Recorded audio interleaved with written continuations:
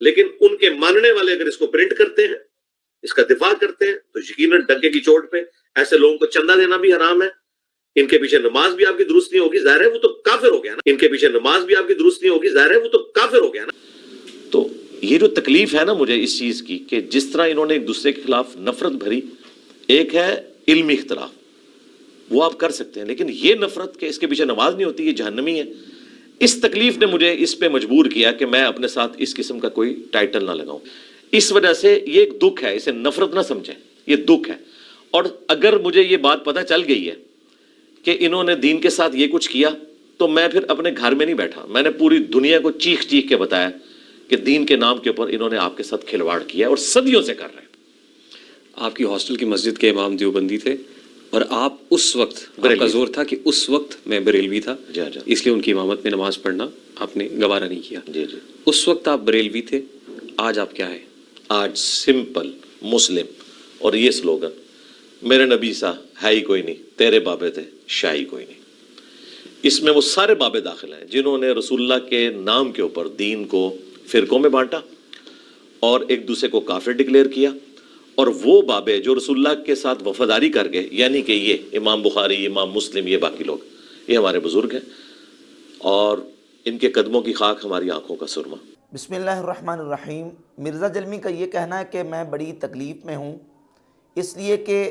ان کے بزرگوں نے، ان کے بابوں نے امت کو فرقوں میں بانٹا ہے اور یہ ایک دوسرے کی تکفیر کرتے ہیں اور ایک دوسرے کے پیچھے نمازیں نہیں پڑھتے۔ اور یہ ساتھ جملہ بھی بولا کہ میرے نبی سا ہے ہی کوئی نہیں، تیرے بابے تے شے کوئی نہیں، اور کہا کہ میری مراد ان کے بابوں سے ہے، ورنہ میرے بابے تو یہ امام بخاری ہیں، امام مسلم ہیں، اور ہم تو ان کے قدموں کی خاک کو اپنی آنکھوں کا سرما بناتے ہیں۔ مرزا جلمی نے یہ بات کہہ کے امام بخاری اور امام مسلم رحمۃ اللہ تعالیٰ علیہما کو اپنے بابے تسلیم کیا، لیکن سوال یہ پیدا ہوتا ہے کہ جن کو تم اپنے بابے تسلیم کر رہے ہو، تمہارے نظریے اور عقیدے کے مطابق کیا انہوں نے امت کو فرقوں میں تقسیم نہیں کیا، امت کو فرقوں میں نہیں بانٹا؟ اگر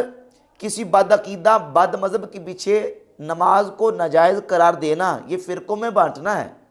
تو یہ کام تو جن کو تم اپنے بابے مان رہے ہو انہوں نے بھی کیا ہے، امام بخاری نے کیا ہے، کہ امام بخاری رحمۃ اللہ تعالی علیہ وہ بدعتی گمراہ کے پیچھے نماز پڑھنے کے قائل نہیں۔ یہ امام بخاری کی کتاب ہے خلق و افعال العباد، اس کے صفحہ نمبر 11 پر امام بخاری رحمۃ اللہ تعالی علیہ لکھتے ہیں، ما ابالی صلیت خلف الجہمی الرافضی ام صلیت خلف الیہود والنصارى، مجھے کوئی پرواہ نہیں کہ میں جہمی رافضی کے پیچھے نماز پڑھوں یا میں یہودی اور عیسائی کے پیچھے نماز پڑھوں۔ یعنی جیسے یہودی اور عیسائی کے پیچھے نماز پڑھنے کو میں جائز نہیں سمجھتا اور نہیں پڑھی جا سکتی، ایسے ہی جہمی رافضی کے پیچھے بھی نماز پڑھنے کو درست نہیں سمجھتا اور اس کے پیچھے نہیں پڑھی جا سکتی۔ ولا یسلم علیہم، اور نہ ان کو سلام کیا جائے، ولا یعادون، اور نہ ان کی عیادت کی جائے، ولا یناکحون، اور نہ ایسے بدعتی گمراہوں کے ساتھ نکاح کیا جائے، ولا یشہدون، اور نہ ایسے لوگوں کے جنازوں میں شریک ہوا جائے، ولا توکل ذبائحہم، اور نہ ان کے ہاتھ کا ذبیحہ کھایا جائے۔ یہ امام بخاری رحمۃ اللہ تعالی علیہ کا موقف ہے۔ اگر کسی بدعتی اور گمراہ شخص کے پیچھے نماز پڑھنے کو جائز نہ سمجھا جائے، اس کو فرقہ بازی کہتے ہیں، اور تم کہتے ہو کہ ان کے بزرگوں بابوں نے امت کو فرقوں میں بانٹ دیا، ہمارے بزرگ تو امام بخاری اور امام مسلم ہیں، تو بھائی مرزا صاحب یہ دیکھو، امام بخاری خود جہمی اور رافضی کے پیچھے نماز پڑھنے کو یہود و نصارہ کے پیچھے نماز پڑھنے کے برابر قرار دے رہے ہیں، تو یہ امام بخاری کے بارے میں بھی کہو گے کہ امام بخاری نے امت کو فرقوں میں تقسیم کر دیا اور امت کو فرقوں میں بانٹ دیا؟ اور احادیث طیبات سے بھی یہ مضمون ثابت ہوتا ہے کہ کسی بدعاتی اور گمراہ شخص جو ہے اس کے پیچھے نماز نہیں پڑھنی چاہیے۔ صحیح بخاری میں 1870 نمبر حدیث ہے، نبی پاک صلی اللہ علیہ وآلہ وسلم نے فرمایا، جس نے مدینہ طیبہ میں کوئی بدعت ایجاد کی، رسول اللہ صلی اللہ علیہ وآلہ وسلم فرماتے ہیں اللہ تعالیٰ نہ اس کا کوئی نفل قبول کرتا ہے نہ اس کا کوئی فرض قبول کرتا ہے۔ تو جو بدعاتی ہے، گمراہ ہے، اس کا اپنا نہ نفل قبول ہے نہ فرض قبول ہے، اس کے پیچھے کسی کی نماز کس طرح قبول ہوگی؟ اور المعجم الکبیر للطبرانی کے اندر اور المستدرک لصحیحین کے اندر حدیث موجود ہے، المعجم الکبیر طبرانی کی جلد نمبر 9 صفحہ نمبر 60 پر 17165 نمبر حدیث ہے، قال رسول اللہ صلی اللہ علیہ وآلہ وسلم ان سرکم ان تقبل صلاتکم فلیؤمکم خیارکم، اگر تم پسند کرو کہ تمہاری نماز قبول کی جائے تو تمہارے امام تمہارے بہتر لوگ ہونے چاہیے، فإنہم وفدکم فیما بینکم وبین ربکم، کیونکہ تمہارا امام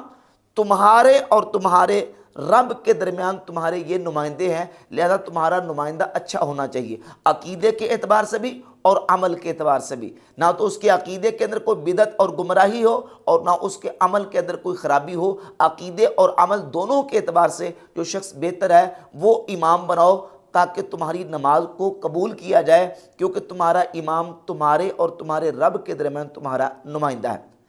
ایک یہ حدیث اور اس کے علاوہ کئی اور احادیث ہیں جن سے یہی مضمون ثابت ہوتا ہے کہ امام بہتر لوگوں کو اور اچھے لوگوں کو بنانا چاہیے۔ بد عقیدہ جس کے عقیدے کے اندر خرابی ہے، اس کا نہ تو اپنا عمل قبول ہے اور نہ اس کی نماز قبول ہے، نہ اس کا کوئی نفل اور فرض قبول ہے۔ جب اس کا اپنا عمل قبول نہیں ہے تو اس کے پیچھے کسی کی پڑھی ہوئی نماز کس طرح قبول ہوگی؟ لہذا ان حدیث کے مطابق صحابہ کرام رضی اللہ تعالی عنہم سے لے کر تابعین اور تابعین سے لے کر اتباع تابعین اور آج تک امت کے علماء اور امت کے جو صلح ہیں ان کا یہی فتویٰ ہے کہ کسی بد عقیدہ اور بد مذہب کے پیچھے نماز پڑھنا درست نہیں ہے۔ سیدنا واصلہ بن اسقا رضی اللہ تعالی عنہ سے امام طبرانی المعجم الکبیر طبرانی میں جلد نمبر 9 صفحہ نمبر 165 پہ 17590 نمبر حدیث لے کے آئے۔ حبیب بن عمر الانصاری وہ اپنے والد سے روایت کرتے ہیں کہ انہوں نے پوچھا سألت واصلہ بن الاسقا عن الصلاة خلف القدری، کہتے ہیں کہ میں نے حضرت واصلہ بن اسقا رضی اللہ تعالی عنہ سے کسی قدری بد عقیدہ ہوتے ہیں ان کے پیچھے نماز پڑھنے کے بارے میں پوچھا، تو حضرت واصلہ بن اسقا رضی اللہ تعالیٰ عنہ صحابی رسول نے فرمایا لا تصلی خلفہ، قدری کے پیچھے نماز نہ پڑھ، اما انا لو کنت صلیت خلفہ لأعدت صلاتی، اگر میں کسی بد عقیدہ قدری کے پیچھے نماز پڑھ چکوں یا میں پڑھ لوں تو لأعدت صلاتی، میں اپنی نماز کو لٹاؤں گا، اپنی نماز کو دہراؤں گا۔ صحابی رسول حضرت واصلہ بن اسقا رضی اللہ تعالی عنہ بھی کہتے ہیں کہ کسی بد عقیدہ کے پیچھے نماز نہ پڑھ، قدری کے پیچھے نماز نہ پڑھ، اگر میں پڑھ جاؤں تو فرماتے ہیں کہ میں اپنی نماز کو لٹاؤں گا۔ تو اب مرزا جلمی یہ کہتا ہے کہ ان کے بزرگوں اور بابوں نے امت کو فرقوں میں تقسیم کر دیا، یہ ایک دوسرے کے پیچھے نماز نہیں پڑھتے۔ جو بد عقیدہ ہے، بد مذہب ہے، جس کے عقیدے میں بدعت اور گمراہی ہے، اس کے پیچھے تو نماز پڑھنے کے والے سے صحابہ کرام علیہ رضوان کا فتویٰ موجود ہے کہ اس کے پیچھے نماز نہیں پڑھنی۔ امام بخاری رحمۃ اللہ تعالی فرما رہے ہیں کہ میں برابر سمجھتا ہوں میں کسی جہمی رافضی کے پیچھے نماز پڑھوں یا میں کسی یہودی عیسائی کے پیچھے نماز پڑھوں، میرے نزدیک دونوں کے پیچھے نماز پڑھنا برابر ہے۔ تو کیا امام بخاری بھی امت کو فرقوں میں تقسیم کرنے والے تھے؟ حضرت واصلہ بن اسقا رضی اللہ تعالیٰ عنہ بھی نعوذ باللہ فرقے بازی کر رہے تھے؟ بھئی وہ شرعی مسئلہ بیان کر رہے تھے کہ جو بندہ عقیدے کے اعتبار سے غلط ہو، جس کے عقیدے میں بدعت اور گمراہی ہو، اس کے پیچھے نماز پڑھنا پسندیدہ نہیں ہے اور اس کے پیچھے نماز پڑھنا درست نہیں ہے۔ یہ صحابہ، تابعین اور امت کے ائمہ اور امت کے محدثین کا فتویٰ ہے۔ اور مرزا جلمی نے یہ جو کہا ہے نا کہ تیرے بابت شاہی کوئی نہیں اور تیرے بابت شاہی کوئی نہیں کہہ کے امام بخاری، امام مسلم اور دیگر امام ترمذی، ابو داؤد، ابن ماجہ، نسائی کو نکالا۔ اب سوال یہ پیدا ہوتا ہے کہ جب ہم یہ کہتے ہیں کہ مرزا نے جب یہ کہا کہ سیدنا فاروق اعظم امیر المومنین عمر ابن خطاب تے شاہی کوئی نہیں، یعنی بیسیکلی حسان ابن ثابت نے وہی اناؤنسمنٹ کی ہے کہ میرے نبی صاحب ہے ہی کوئی نہیں، امیر المومنین آپ تو شاہی کوئی نہیں۔ سوال یہ ہے کہ اس وقت حضرت عمر ابن خطاب رضی اللہ تعالیٰ عنہ کو مرزا جلمی بابوں میں شمار کرتا تھا کہ نہیں؟ جب یہ کہتا کہ میرے نبی سا ہے کوئی نہیں، تیرے بابے تے شاہی کوئی نہیں، میرے نبی سا ہے ہی کوئی نہیں، تیرے بابے تے شاہی کوئی نہیں۔ اب حضرت عمر ابن خطاب کی جب نفی کی ہے اور ان کو یہ کہا کہ شاہی کوئی نہیں، وہ اس وقت بابوں میں شامل تھے کہ نہیں؟ تمہارے بابوں میں؟ اور اگر تم یہ کہو کہ میرے بابوں میں حضرت عمر ابن خطاب شامل نہیں تھے نبی کے مقابلے میں، تو امام بخاری اور امام مسلم یہ نبی صلی اللہ علیہ وآلہ وسلم کے مقابلے میں بابوں میں کیسے شامل کر رہے ہو؟ جب حضرت امام حسن مجتبیٰ رضی اللہ تعالیٰ عنہ کے بارے میں تم نے یہ کہا کہ امام حسن تھے رسول اللہ کے مقابلے میں شاہی کوئی نہیں، तो हसन इब्न अली तो शाही कोई नहीं रसूलुल्लाह के मुकाबले पे। अब सवाल की पैदा होता है कि इमाम हसन रदी अल्लाह ताला अन्हु वो रसूलुल्लाह के मुकाबले में बाबे शुमार नहीं हो सकते, वो शय नहीं है तुम्हारे नज़दीक,